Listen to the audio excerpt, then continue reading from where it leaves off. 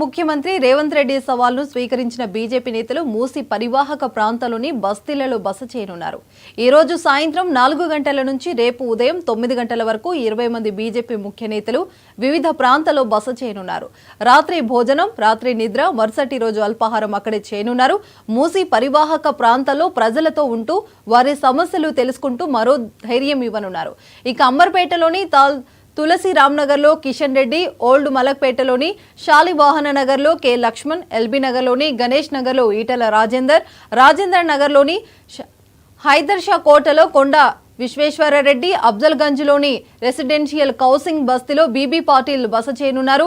వారితో పాటు ఆయా ప్రాంతాల స్థానిక నేతలు కూడా బస చేస్తారు.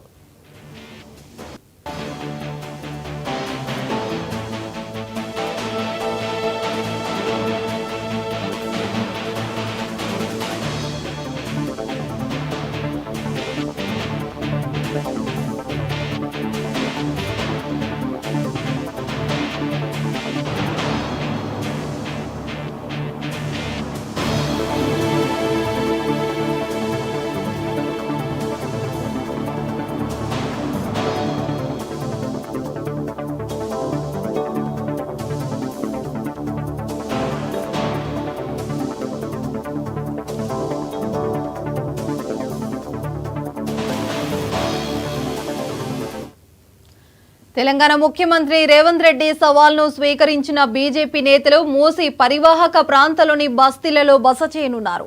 ఈ రోజు సాయంత్రం 4 గంటల నుంచి రేపు ఉదయం 9 గంటల వరకు 20 మంది బీజేపీ ముఖ్య నేతలు వివిధ ప్రాంతాల్లో బస చేయనున్నారు. రాత్రి భోజనం, రాత్రి నిద్ర, మరుసటి రోజు అల్పాహారం అక్కడే చేయనున్నారు.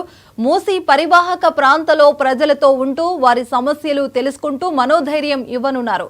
ఇక అంబర్పేటలోని తులసి రామ్నగర్లో కిషన్ రెడ్డి, ఓల్డ్ మలక్పేటలోని శాలివాహన నగర్లో కె లక్ష్మణ్, ఎల్బీ నగర్లోని గణేష్ నగర్లో ఈటల రాజేంద్ర నగర్లోని హైదర్ షా కోటలో కొండ విశ్వేశ్వరరెడ్డి, అఫ్జల్గంజ్లోని రెసిడెన్షియల్ హౌసింగ్ బస్తీలో బీబీ పాటిల్ బస చేయనున్నారు. వారితో పాటు ఆయా ప్రాంతాల స్థానిక నేతలు కూడా బస చేస్తారు.